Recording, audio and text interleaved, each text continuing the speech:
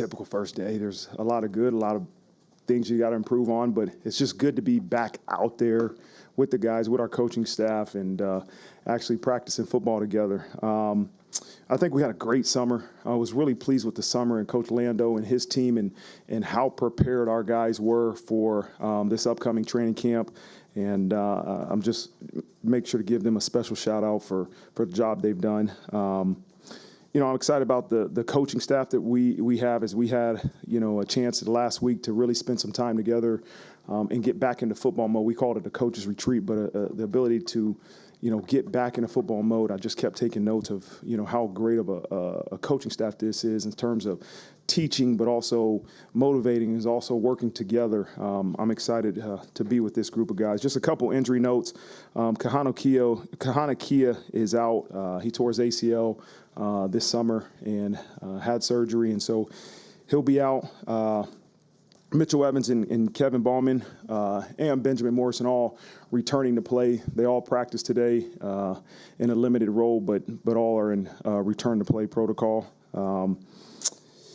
Really with that, I'll just open up for questions. We're going to start right down in front with John Bryce.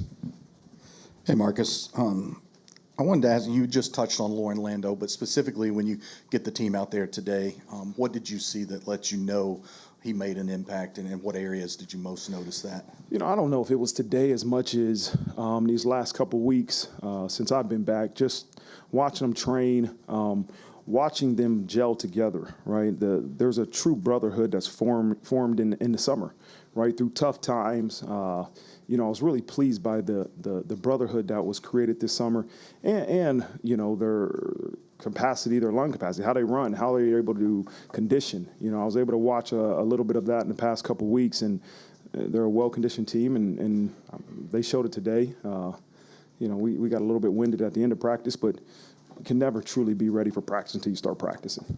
And then it's obviously year 4 for you here at Notre Dame, third year as head coach, but you've had your fingerprints on the defense that entire time. Al Golden, his third year. What ways do you see that continuity, and maybe what does it allow you to do immediately from the start of camp moving forward?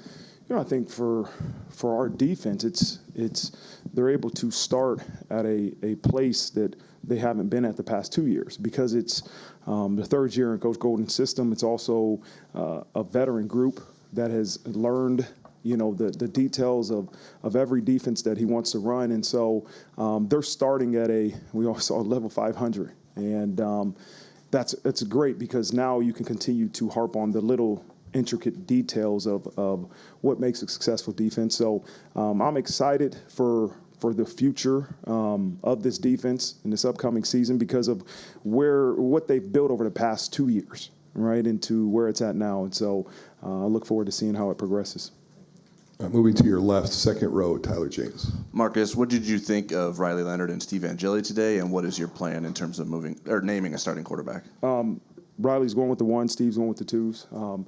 I didn't get a chance to watch a whole bunch of 7-on-7. I was with the other group, but I'll go back and watch film. But the time I was over there, I was pleased with both of them. They both made some good plays in those last team periods. And, again, this is day 1, and I'm sure there's a lot of learning, but I'm excited for what they'll do. And then to follow up on both Morrison and Evans as guys that were starters, how much time does each need in terms of being ready to be full? Is one farther ahead than the other in terms of being able to be cleared in time for the season opener? Yeah, everybody will be cleared by the time we get to game week. I just don't know exactly when it's going to be over these next upcoming weeks, but they'll be good to go. Thank you. All right, back to your right, second row, Matt Fortuna. Marcus, aside from being a fellow Wayne High School grad, what has Emil Wagner done throughout the offseason to run with the first teams, and what do you think of him today? I think it went back to spring ball, right? They were in competition in spring ball, and what he's done over those 15 practices and progressed throughout the summer, they gave Coach Rudolph the confidence to say, hey, he should be our starting right tackle as we start fall camp. And then what's the balance when you are as experienced as you are on defense and you're breaking in so many new starters on the offensive line of judging this offense early on when they go 11-on-11? Yeah, you just practice one, man. And I think as you look at it, you evaluate it for what it is, and you continue to find ways to improve. I have a lot of confidence in what our offensive line is going to be able to do. And you know what, iron sharpens iron. And so if you're going against a really deep defensive line and also an experienced defensive line and a defense that's, you know, running a lot of pressures early in practice and stuff like that, you got to know that it's going to make them better. And so this is a journey to get ready for the season, and I'm very confident in the play of our O-line. Thanks. Left side, second row, Pete Byrne. Hi, Marcus. You talked a little bit about the conditioning that you were pleased with it already. I'm curious, where do you balance working out in the heat on a day like today and wanting to be smart about that, but also realizing that in a month you're going down to Texas where it's probably going to be hotter, and I'm just wondering where you want that line to be as you get ready. Yeah, as much as we can practice in the heat, we're going to. Today was a good, hot, humid day, and we know that's going to be the atmosphere week one, but I think it's for our guys the ability to understand what they need to do to replenish and hydrate for a practice like today. And there's nothing else that gives you experience but practicing in it. So what they're going to learn today post-practice is, okay, is the routine I have to get me ready for tomorrow exactly where it needs to be. And you don't know until you have practice tomorrow. And so we have to really help them figure out their routine to replenish and rehydrate to make sure they're ready to go in any temperature. Did any of the older yet newer wide receivers stand out to you today? I saw Bo Collins made a great play in team. I'm trying to think back to I'm watching so much stuff that it's hard to truly tell you without watching practice. I haven't watched practice yet, but I did see Bo Collins make a good play, and I don't know. I'll let you know next time I'm up here. All right, jumping back to your right, third row, Tim Priester. Coach, there are metrics out there that say that only USC is less experienced than you guys are among you and your 12 opponents, based upon returning stats and starts and stuff like that. Did you sense that in the spring? Do you feel that, or has your culture risen to a level that you feel that, games played isn't necessarily a measuring stick for where you are as a program this year? You said only USC is less experienced than us? Correct. We have to have a process that we believe is going to get this group ready to perform these 12 guaranteed opportunities. And that, to me, is something that we've spent an enormous amount of time making sure that our process, that what we'll have them do from starting January when we first get together till we go out there on the field versus A&M is the right one to make sure they produce the output that we want. And so experience matters, but to me more than anything is your routine and your process and the way you prepare to get your guys ready to play is more important than anything. It sounds like the news on Morrison is good moving forward, but what's your level of concern as far as depth there, and do you feel like you're going to have to push the two freshmen to get prepared to play this year? Yeah, I do. I think we're going to need one of those two freshmen to step up and to be ready to go early in the season this year. If they're not ready, then we have enough versatility in the back end to move somebody else to corner. But I think right now our plan is to say, okay, we know who the top 3-4 guys are at corner. Let's really try to develop these young guys to see who can be somebody that can help us. All right, left side, front row, Tyler Horka. It feels like the assumption that when Rod Hurd announced that he was coming here, that he would start at safety, and he got a lot of the 1 reps today. But what can Adon Schuler do to kind of push him for that job? And it seems like he's a guy that feels like that job could be him just with the way he carries himself confidently. Yeah, they both had reps with the 1s today. I'm trying to do a really good job of getting our guys to focus on every day, right, and each day, and I don't care who's with the 1s today and who's with the 2s today. Like, if you're rotating, focus on your reps. We'll get to tomorrow, and there'll be another guy and another group. Like, focus on your opportunity. I know that's coaches speak, but it's reality. Like, them worrying about who's going to be the starter in Texas A&M doesn't matter. It really doesn't. Like, take advantage of today, and if Adon does that, Adon's going to be the best version of him. If Rod Hurd does that, Rod's going to be the best version of him. And we get to Texas A&M week, we'll figure out who's going out there with the first group. Both of those guys are going to play for us. I'll tell you that right now. And I just want to make sure their mindset is right. Like, it doesn't matter who goes out with the 1s. Take advantage of your opportunity today. Another group where it seems like that coach speak might be reality is linebacker. We saw a ton of different combinations. How excited are you about that? And I guess how confident are you that no matter who you throw out there, whether it's 3 or 4, maybe even 5 of those different guys, they're all going to get the job done. Yeah, I'm very confident in that linebacker core. There's 5 guys in that room that have showed us, they can play right away. And Max Bulla has done an unbelievable job of really developing those guys. Kaiser's an old head, right? He's 6 year, and he's been through a lot of these training camps. But those other guys, Snead's been here a while, but to see what Snead and Drake and Alsbury and Kingston and even Preston and those guys, like, it's a credit to Max and his development of that room, and I have a lot of confidence in whoever comes out of that room that's going to be on the field. On your right, front row, Eric Hansen. Hey, Coach, it felt like you had a lot of options. Losing weight, man. Thank you. Look good. Thanks. A lot of options at slot receiver, and then we saw Faison outside some today. Is that kind of a permanent mood? And what's Jaden Harrison giving you at slot? Yeah, Jaden's doing a great job. He did a great job in the spring, had a really good summer. We're trying to figure out what's the best 6, to put them in whatever positions we need to put them in to get them on the field. And we know what Jordan can do in the slot. We're trying to give him a chance to go outside and see what he can do outside. But at the end of the day, we're going to play the top 6, 7 wideouts. We just didn't want to have 3 deep in the slot and not get Jordan the reps that he needs to make sure he's ready for this upcoming season. He missed, obviously, spring ball. So, he's going to play a lot for us. Where he plays at is to be determined. And then just following up on the offensive line, are Rocco and Coogan still competing? And what do you need to see out of the unit as a whole as you go through camp that leads you to believe that that's going to be a place where they're in a good place going against that Texas A&M D line? Yeah, I think, yes, there's ongoing competition at the O-line, the O-line positions, especially with Rocco, Coogan, and some of the guards. But, we still have an identity on offense of still being able to run the ball. And we have to be able to run the ball. And one of the challenges we've had for our offensive line is to create a new line of scrimmage. We want to play football on the defensive side of the line of scrimmage. And so that's what I want to see more than anything. Can we get movement against our D-line? And I feel like if we have the ability to do that, we'll have the ability to get movement on any defensive line we play. But that's the challenge, right? That's the mindset and the challenge is we have to be able to create movement in the run game to make sure we can run the ball effectively. And then the second part will be to protect the quarterback. We have to protect the quarterback. We know that. But the mindset of this offense, we have to be able to move the ball and run it. All right, left side, front row, Jack Sobel. Hey, Marcus, the competition at cornerback between Christian Gray and Jaden Mickey, obviously you've said in the past that both guys are going to play, but what boxes do they kind of need to check in fall camp as they kind of hope to earn the starting job?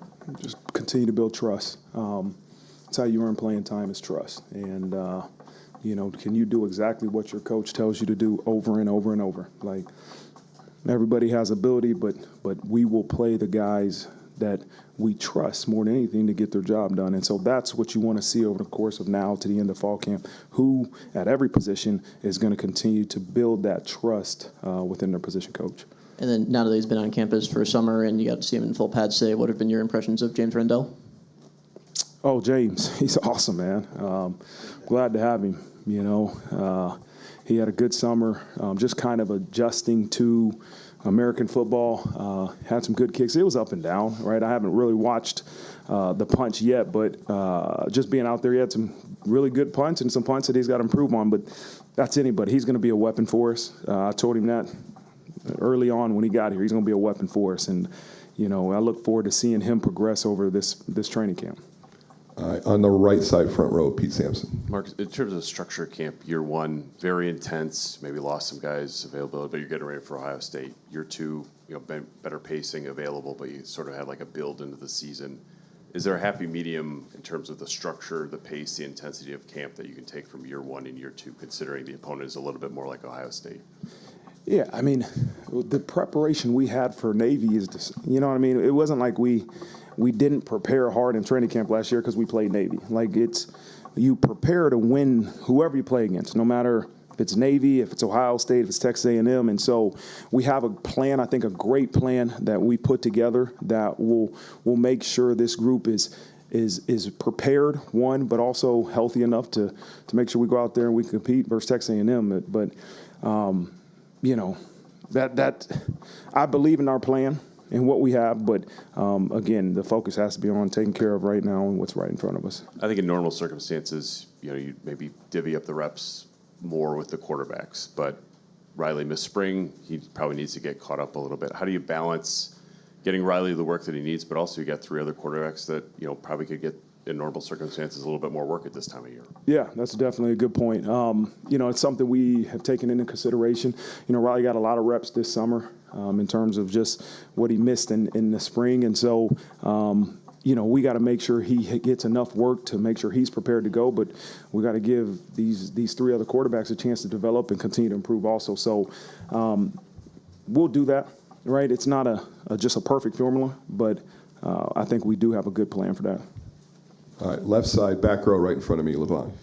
Coach, you kind of talked about this in the spring about Denbrock's intensity verbally. I'm curious now on the first day of fall camp, how is that intensity in your eyes now? How's it, kind of ramped up? And then how is that helping, the verbal accountability? How is that helping your offense? I just think that Coach Denbrock brings an intensity but leadership to our offensive side of the ball. And I think great leaders understand when things need to be said, right? It's not just yelling and screaming over and over and over makes you a great leader. It's understanding, okay, at this point, this needs to be a point of emphasis. I need to get these guys going, hold them accountable, and I think he has a great feel for that. And you can see it. You can see our offense respond to that. And this isn't something that just happens in practice. This is something that happens over the course of a year, and I've seen definitely a level of leadership in our total offense coming from Coach Denbrock, but on down has really risen. Okay, back on your right, third row, Sean Stiers. Hey, Marcus. With Riley, he said at the end of spring, like if the blue gold game would have been a real game, he probably would have played. I'm just curious. He obviously had a pretty active summer. Were there any limitations, restrictions at all? Was he just pretty much free to cut it loose all summer? Cut it loose the whole summer. Yeah, Okay. he was free to cut it loose. And then I wanted to ask you about the roster limits, the NCAA, the 105. You guys had like around 120 out there today. What do you think about the 105, and what potential impact do you see with that? Yeah, that's something that we've have been planning for and having discussions for. When the NCAA sets the roster limit, we'll make sure we adjust accordingly. I've always had this response to questions that, when people ask my opinion on these things, like it really doesn't matter whether I like 105 or I like 120. They passed a ruling that said it's going to be 105. Okay, how do we come up with a plan to make sure this group, this 105 guys in the future, are ready to roll and can really reach its full potential? And so we have a great plan, right, that we've been preparing for months, that if this was going to be the case, we know exactly the way we want to structure our roster. Okay, back on your left in the middle row, Mike Berardino. Marcus, how are you? We haven't had a chance to talk to you since you made some promotions in your recruiting operation and the overall kind of mid-management. But what's it say about the group and the program and the design for this, that the women are being empowered? Can you tell us a little bit about how Olivia, and we know Olivia, but Zaire as well, what kind of edge does that give you against programs that are generally male-dominated? Yeah, I think it gives us an edge because they're really good at their jobs. And this wasn't a decision that was to create publicity. It wasn't to do anything but to promote 2 people that really give us an advantage to have the best football program we have. Olivia's done a terrific job and deserved her promotion. And the same thing with Zaire. She's going to do a wonderful job as our director of player personnel. And we're just grateful to have them here, have them a part of our staff, and to be able to keep them. They're going to be a vital part for us really achieving the goals that we have. And then I guess the headset communication, that's something that you everyone's learning on the fly. How satisfied are you with what you're at now? What's going to be the the key to making that all be seamless by the time it needs to be? Yeah, it's something we started in the spring, so we've been working on it throughout the spring, and I think we have a really good plan. We'll have to continue to do it throughout training camp. It's just something new. It's going to be a relationship between the coordinator and the quarterback, right? And what amount of information do they want? What's too much? What's too little? Obviously, it cuts off at 15 seconds. But it's been something we've been practicing since the spring, and I truly believe that our offense specifically has a great plan, and defensively we've done the same thing. And Coach Golden obviously had experience being in the NFL with the green dot, and so I feel really confident about our plan. All right, staying right there in the middle row, but to your right, Chuck Freeman. You mentioned you didn't spend a lot of time with the ones and twos today. What were you looking for as you walked the field today? I think day one, you're looking for the flow of practice. You're looking for, guys having the urgency that you want. I think head coaches have to be master observers. You have to be able to observe and see everything. And that's what I tried to do early in practice. And I spent some time with the younger guys during 7-on-7, to me, to make sure they understand how important it is, right? And we did a lot of two-spot today, which is something new for us. But I wanted to spend some time with those younger guys and really, I get it. When the head coach is over there, it creates a little bit more sense of urgency, and then I have no problem being over there when that happens. So, again, just my job is to be where I'm needed at certain time. I have a plan every day as I go into practice, but I think as a head coach, you got to be able to make sure that you're where you're needed during the duration of practice.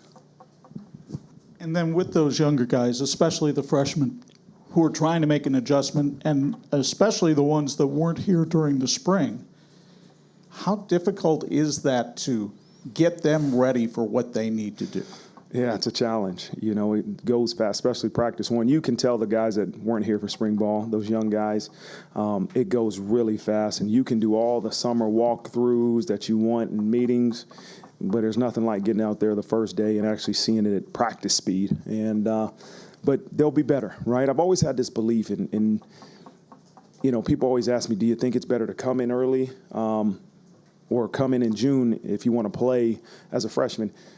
Some of the best freshmen that I've been around that have played as true freshmen have come in June, right? And I've been around some that have come in January. If you're good enough to play as a freshman, we'll know by the time we get to the week one. We'll know. And so to me, it's the ability for those guys to play fast, right? When we evaluate you in high school, we evaluate you playing as fast as you possibly can, right? And so all of them are good. Right, but the guys that are able to play faster here, right, like sooner, are the ones that are probably going to have a chance to play early. And so that's the challenge. Can I process all this information and with emotions and everything that's going on and still play fast? If you can do that, you got a great chance to play early. All right, one row behind Chuck there, Tim O'Malley. We're going to wrap it up with him. Coach, you mentioned trust. They all have talent, but trust is important. I think at running back, that's a pretty important situation. Lost Jabron Payne in the spring, and obviously Estime was the guy you leaned on. What do you need to see from people? We look at Jeremiah Love and Price, but also someone that can kind of augment that room going forward.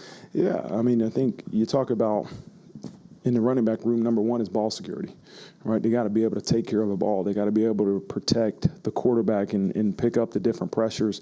And then, yeah, we want them to make plays with the ball in their hands. But to me, it's all those different things that we actually do, one, without the ball in your hands, and two, being able to protect the football when you do have it in your hands that are going to really help earn the trust of Coach McCullough and the offensive staff that gives them a chance to play early. So, it's a talented group, especially a talented group of young guys that I'm excited to see what happens in the next couple practices.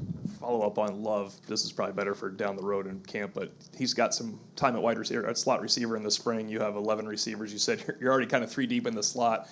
How do you keep working him in with his responsibilities at running back and all the guys, 6-7 guys you want to play at receiver? Man, you have to find ways to get Jeremiah Love the ball.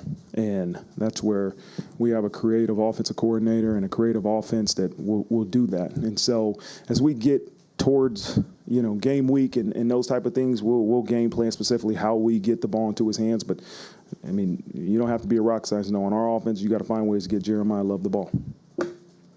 All right, thank you, Coach. All right, thanks, guys. Good to see you.